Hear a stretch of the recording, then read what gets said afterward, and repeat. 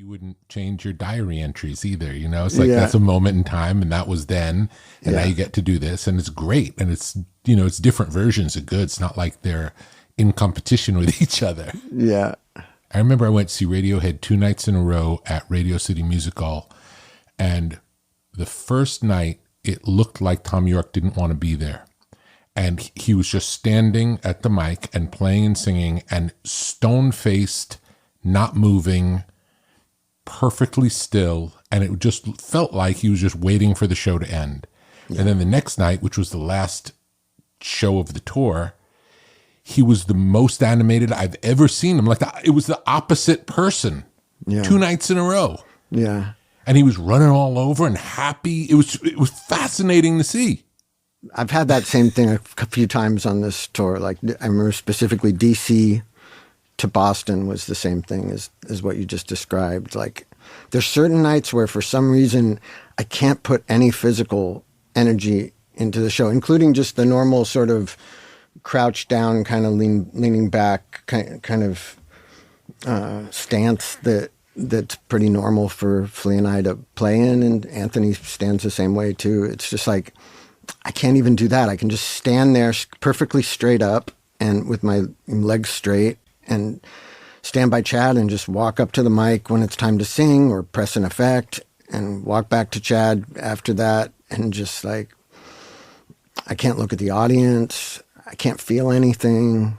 Probably the best that ever comes out of my playing on a night like that is a kind of intensity that comes out of anger that I just focus into the playing, and I can't really enjoy it, but that's probably, if I listen back, I would imagine that would be the redeeming part of the show, is just some sort of focus that can come from being in a bad mood like that I can put into my lead playing in a certain way. But if that happens, do you always know it's like, oh, I had this argument earlier with someone and that's it? Or is it just like a feeling you wake up that way and it's not related to anything specific that you could point a finger at?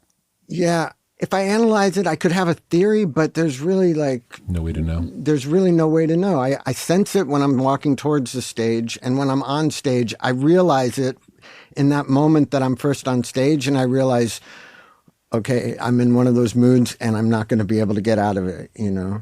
And the same thing happens to Flea, but he has a different way of handling it. Like he might go extra physically crazy to work his way through it.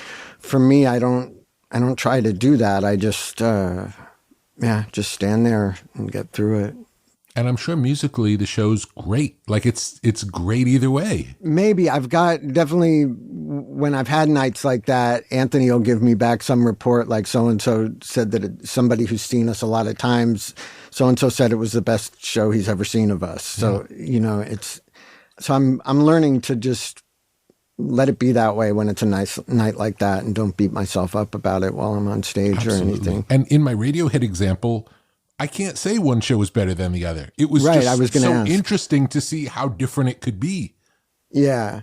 Yeah. The night following the night that I'm thinking of in Boston, like it was the freest, most loosest I could imagine feeling on stage. Like it was particularly like one of the best shows of the tour. So sometimes those nights are just to remind myself to really be able to feel it completely. Because if you felt good every night, you might never feel a particular high because there isn't the load to balance it. Take it for granted also. Yeah. So there's something about that. And it's like with meditation, when you sit to meditate, at the end of the meditation, there isn't a sense of, sometimes we'll say to ourselves, oh, that was a good one, or that wasn't a good one. And neither of those are true. It's like, if you sat down to do it, you did it, and that's all that matters. And then sometimes the experience of it is euphoric, and other times it feels like you don't go anywhere. And that's what it's supposed to be that day to get to the next one. It's just the path on the road, Yeah.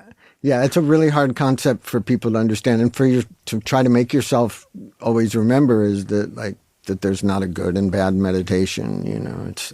It's a hard thing to understand, because when your head is full of thoughts and you just feel like this is not going well. It's not working. But yeah, you really never know. And I know it from history of other bands too. I know certain nights when somebody was, supposedly not in a good mood that night and they played really good.